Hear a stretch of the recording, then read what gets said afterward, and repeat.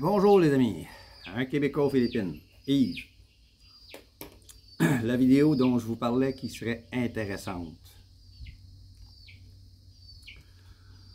Je suis enfin tombé sur une Filipina qui s'est mouillée. Non, ce n'est pas Filipina Pi. Elle n'a pas encore osé. C'est une autre que je suis à l'occasion. Mais que souvent j'évite ces vidéos parce qu'elle est très centrée sur elle-même. Mais là, entre des vidéos de construction de sa maison ou de ses déboires sentimentales, elle a lancé ça.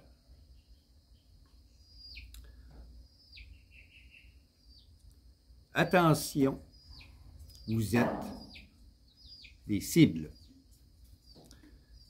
5 endroits à éviter à tout prix. C'est pas moi qui le dis.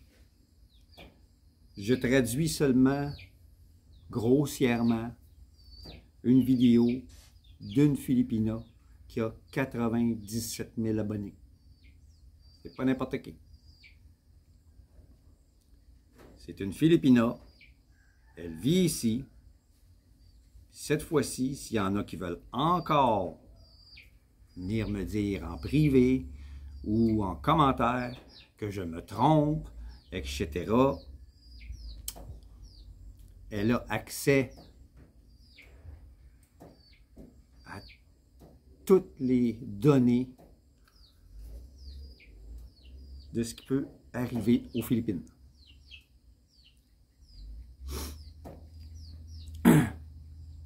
Que ce soit des endroits militaires ou des endroits dangereux pour les kidnappings, voici ces 5 endroits.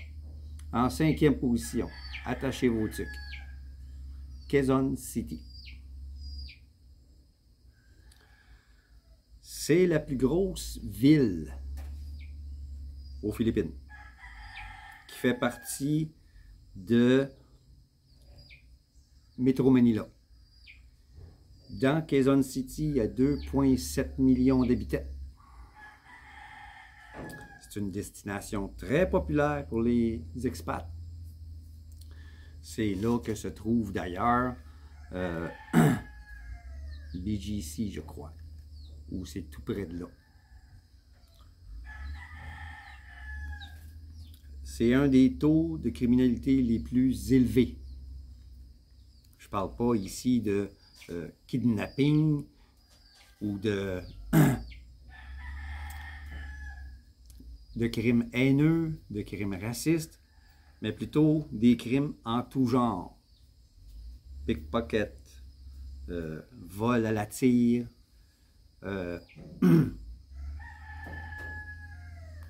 vol par effraction dans les maisons, dans les condos.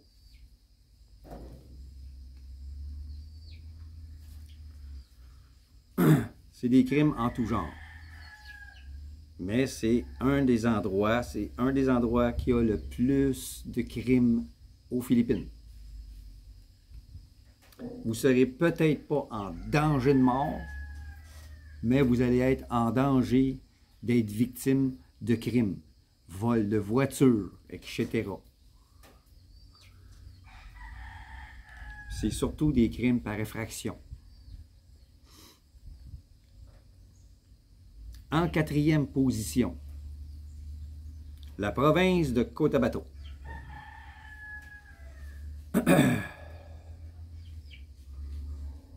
Cette province se trouve sur l'île de Mindanao. C'est pas moi qui le dis. Avant, c'était moi qui le disais, puis on me disait « Ah! » Là, c'est pas moi qui le dis, là. C'est les statistiques qu'elle a été chercher sur les sites gouvernementaux. Parce que c'est une blogueuse connue des autorités, puis elle a réussi à avoir ces statistiques-là. La province de Cotabato. Les musulmans séparatistes, ils sont très présents. le taux de criminalité augmente de plus en plus. Il s'y trouve plusieurs petits groupes armés extrémistes qui n'aiment pas les négociations modérées entre les autorités gouvernementales et les autorités locales pour donner une autogérance, une autosuffisance aux autorités locales. Tout ça donné par le gouvernement central. Comme ça, le gouvernement central ne pourra pas s'en mêler. Donc, il y a des négociations pour que ça puisse arriver. Mais les extrémistes, ils n'aiment pas ça. C'est eux autres qui veulent avoir le pouvoir. Donc, ils sont très présents, ils font des attaques en tout genre, des kidnappings, ils font tout pour saper ces négociations-là. Puis, qui est le plus ciblé? Les étrangers. Des affrontements arrivent souvent entre les autorités locales, l'armée, du gouvernement qui s'y trouve aussi. Puis il y a des dommages collatéraux, morts d'hommes et surtout des innocents qui n'ont rien à voir là-dedans. Des agressions, vol par effraction, vol de voiture, vol sur la rue, drogue, des crimes de drogue, du vandalisme, sont parmi les crimes les plus courants dans cette province-là. C'est tous des crimes faits par arme à feu. Il n'arrivera pas un gars avec un couteau, là. Il va arriver avec des armes à feu parce que les armes à feu sont faciles à avoir dans ce coin-là, puis tout autour, toutes les provinces autour.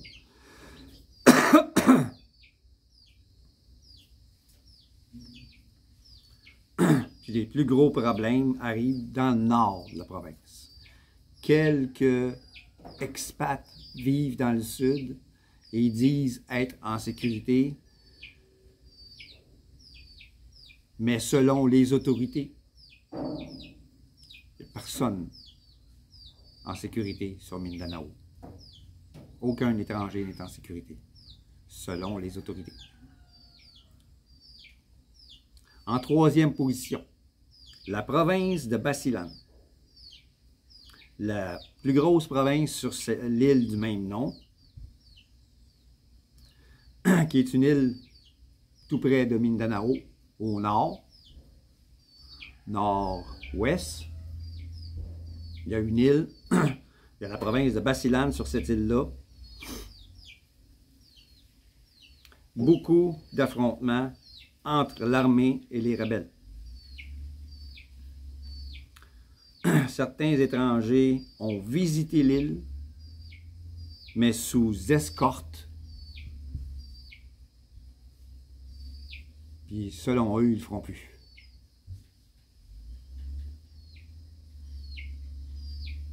En deuxième position, la province de Jolo, sur l'île du même nom.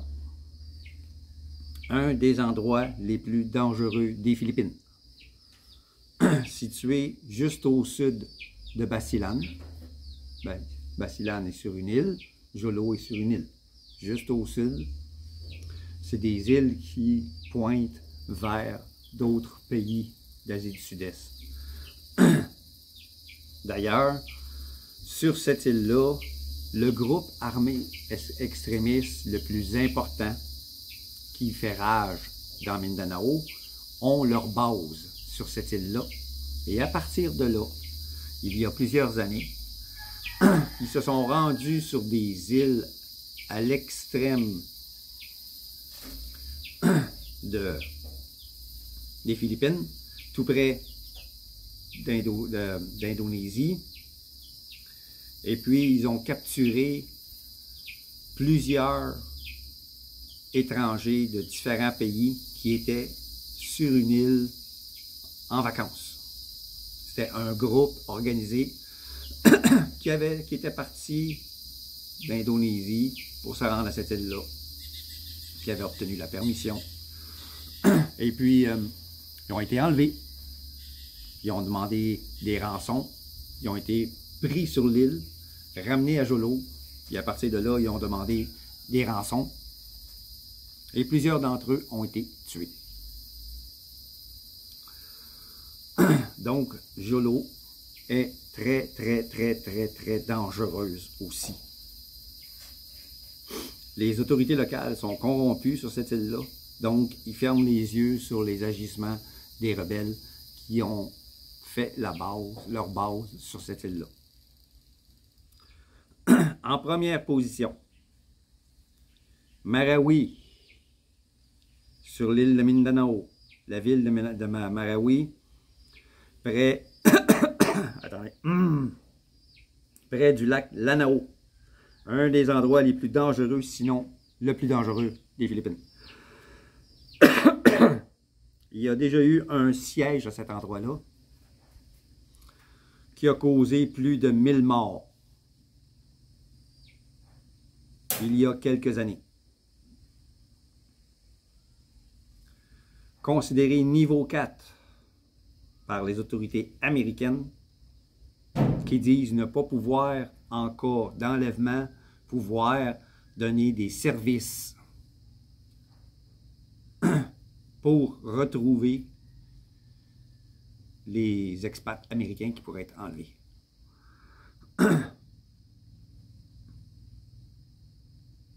Donc, c'est dangereux pour tous les Blancs, parce que pour eux autres, on est tous des Américains. Donc, si vous allez là, ils vont vous prendre pour un Américain, et vous êtes en danger. Vous êtes ciblé automatiquement.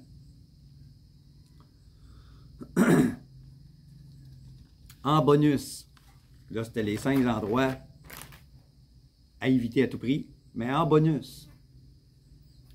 Puis tout ça, bizarrement, tout le bonus que je vais donner, ça se trouve tout sur l'île de Mindanao.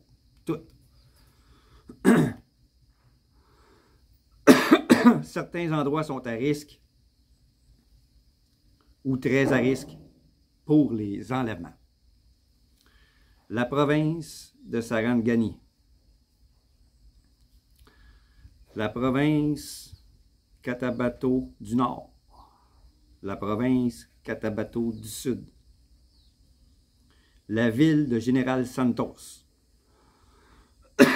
excusez, dans Mindanao, parce que je pense que cette ville-là, General Santos, il y en a plusieurs villes qui se nomment comme ça dans les Philippines, mais celle dans Mindanao, dans le sud, même pas dans le nord, là.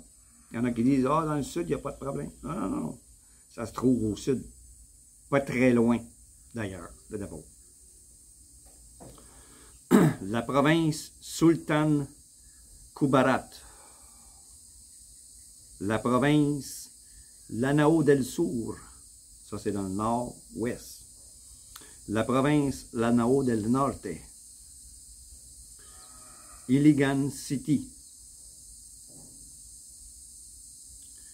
l'île Pangutaran, près de l'île Jolo, qui est d'ailleurs dans le palmarès des endroits les plus dangereux. Plusieurs étrangers ont été enlevés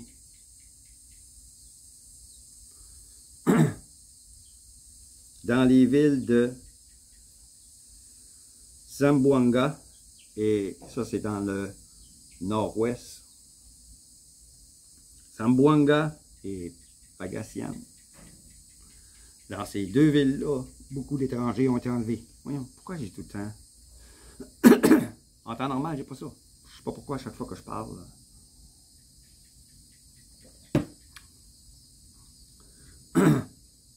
Plusieurs étrangers ont été enlevés dans ces villes-là. Par le passé.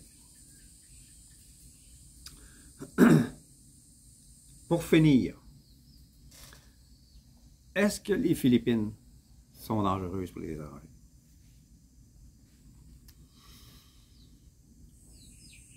Les régions du sud, l'île de Mindanao et autour, toutes les îles qui sont autour, qu'elles soient un petit peu au nord, pas les grosses îles, mais les petites îles alentour. Toute cette région-là du sud sont à risque, selon les autorités gouvernementales.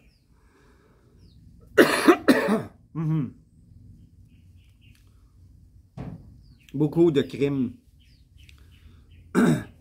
y sont commis, et la majorité, la grosse majorité des crimes commis aux Philippines, surtout les crimes racistes, les enlèvements, les crimes perpétrés sur des étrangers, sont dans cette région-là. C'est pas moi qui le dis. Ce sont les statistiques, ce sont les autorités locales. Enfin, une Filipina en a parlé, elle est allée chercher les renseignements, puis elle a nommé les endroits. Moi, je ne fais que traduire son vlog. Maintenant, si vous voulez être à risque, c'est votre problème. Merci aux nouveaux abonnés. Merci de me suivre. Un Canadien français à la retraite aux Philippines. J'y suis depuis 2 ans. J'ai peu voyagé aux Philippines. Je me suis installé sur une terre d'1 hectare pour en vivre. Donc, je ne suis pas touriste, je ne suis pas voyageur. J'y suis venu pour réaliser mon rêve. Pouvoir vivre sur une terre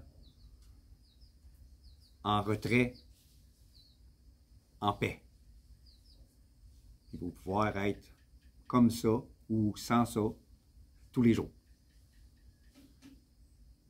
Plus d'hiver, plus de taxes, plus de stress, plus d'anxiété, plus de maladies.